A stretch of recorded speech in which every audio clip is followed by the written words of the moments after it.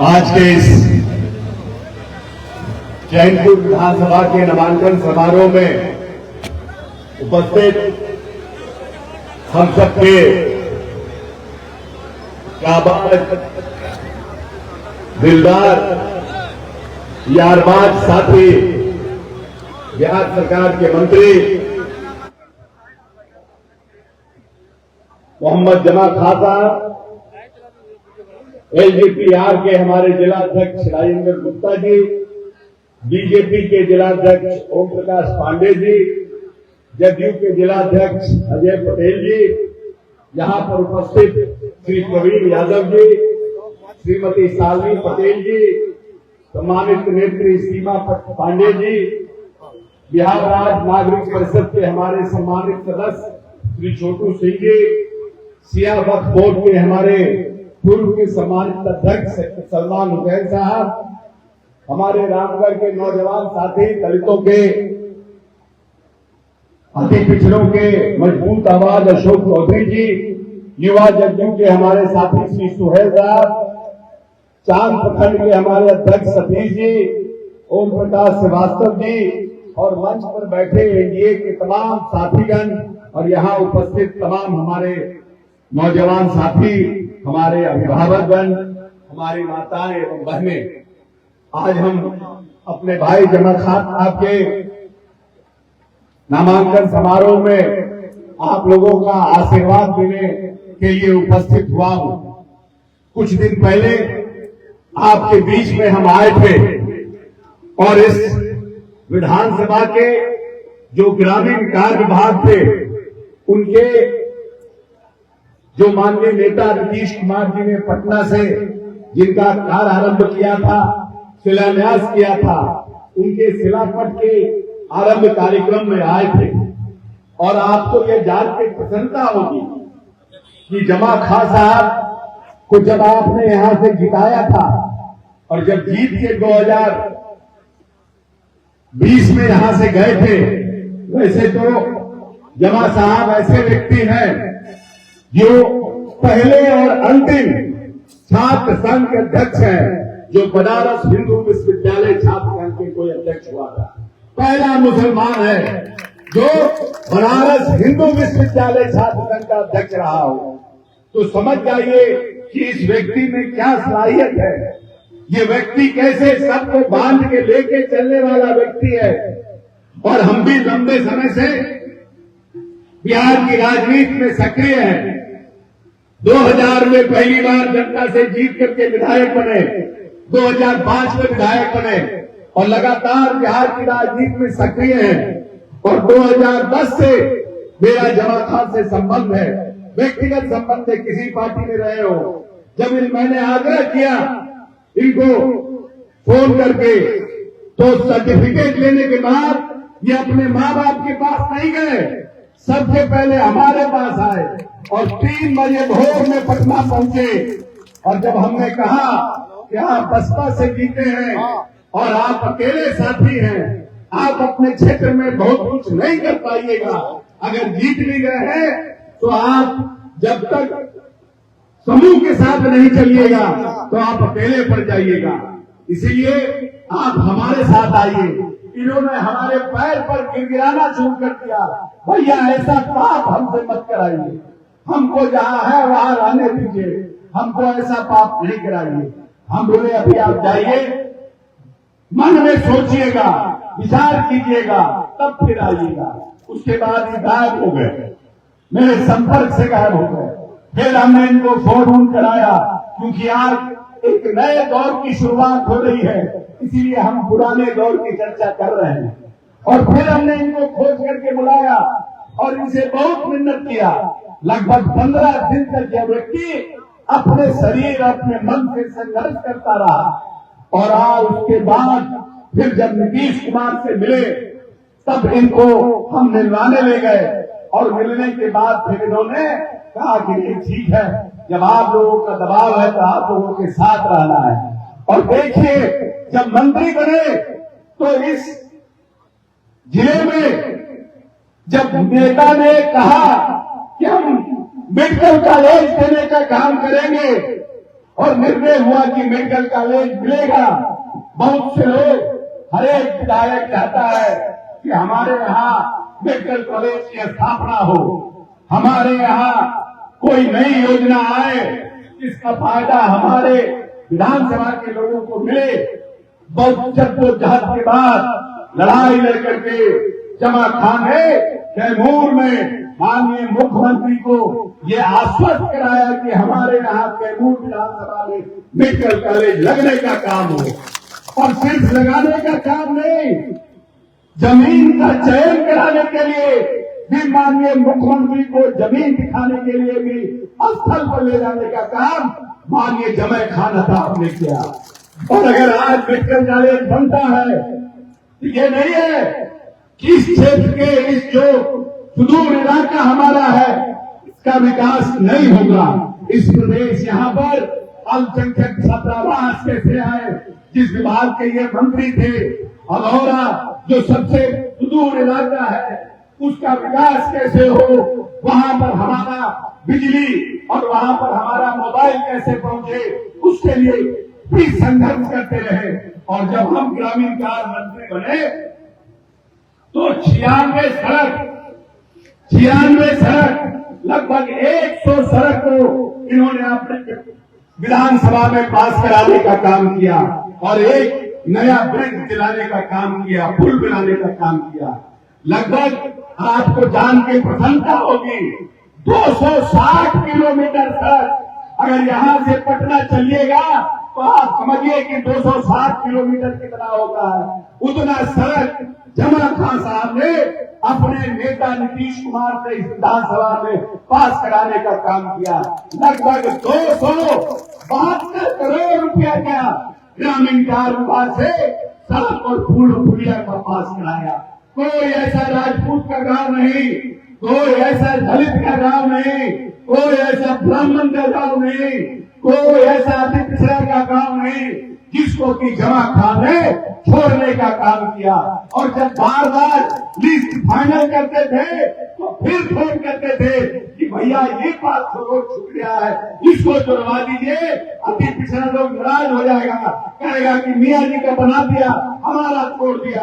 भैया हम पैर पड़ते हैं, इसको भी कर दीजिए, भैया पैर पड़ते हैं कर दीजिए।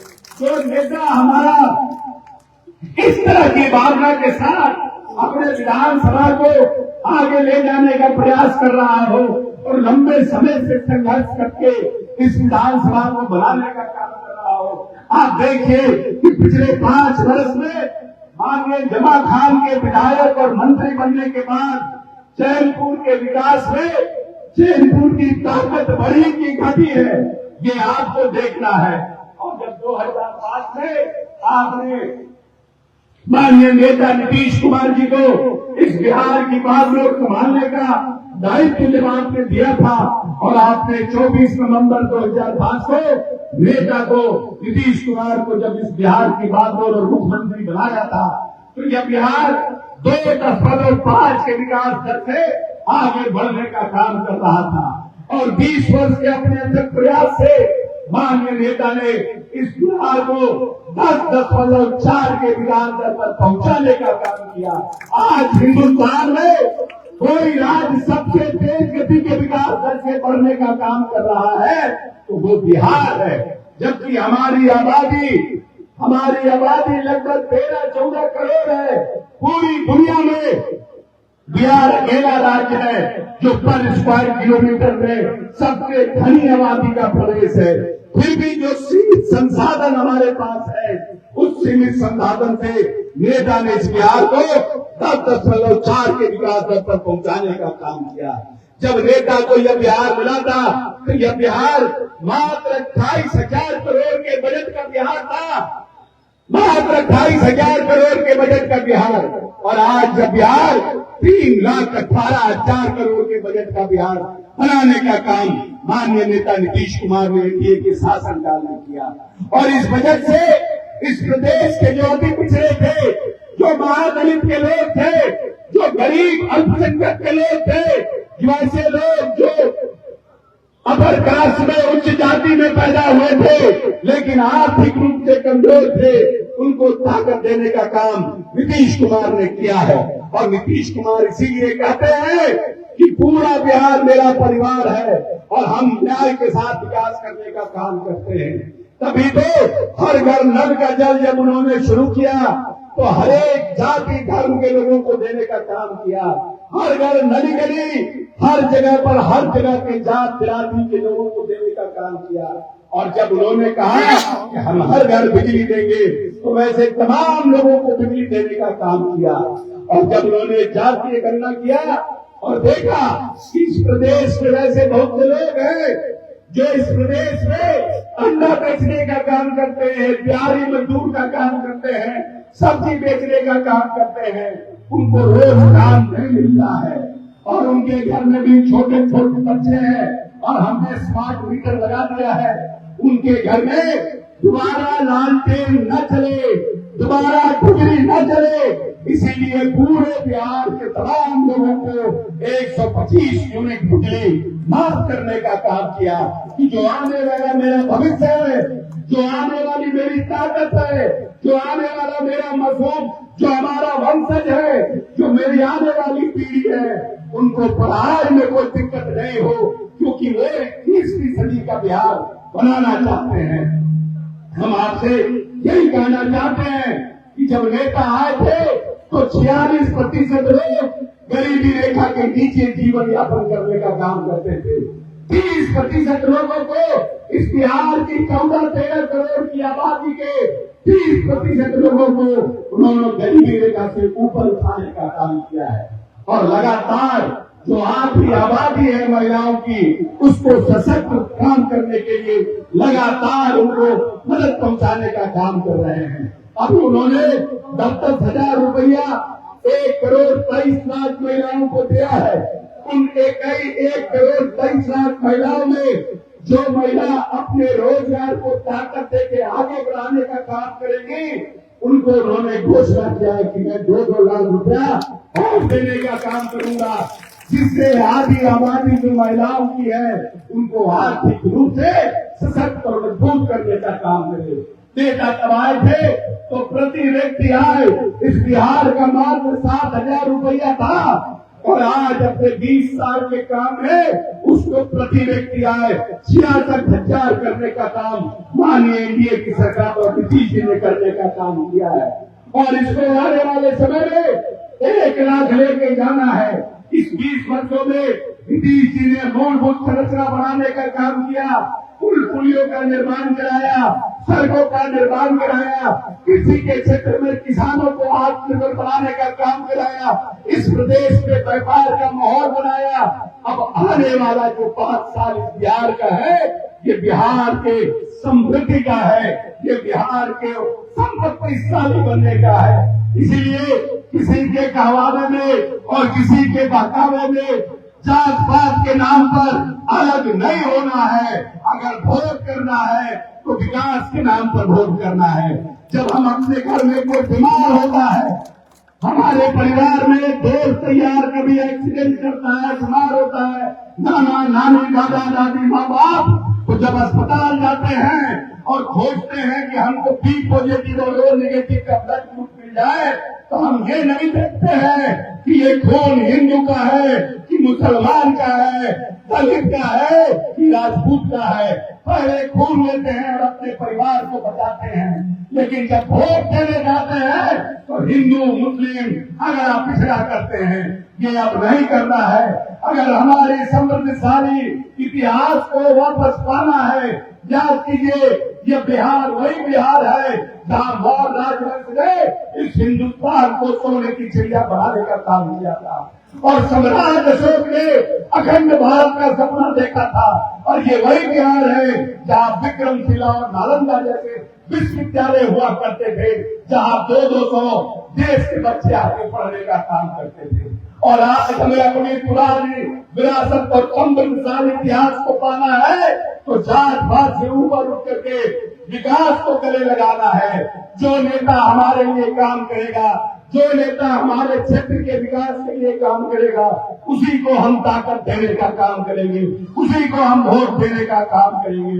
इसलिए इस बार इस 2025 में जात पात से ऊपर करके विकास को अंगीकार करके अपने समृद्धशाली इतिहास को पाने के लिए अपने बिहार को दोबारा से समृद्धशाली बनाने के लिए आइए हम सब मिलकर के एनडीए के अपने प्रत्याशी भाई जमान खान जी को ज्यादा से ज्यादा वोट देकर जिताने का काम करें।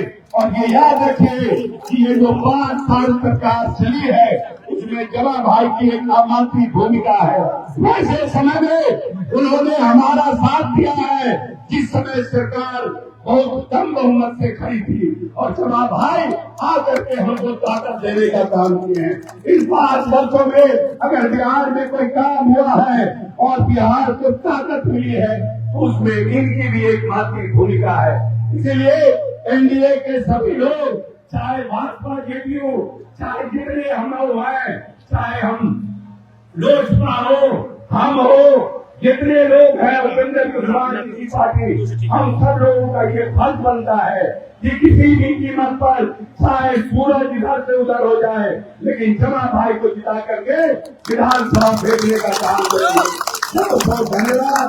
जय बिहार जय एनडीए। बहुत बहुत धन्यवाद जी।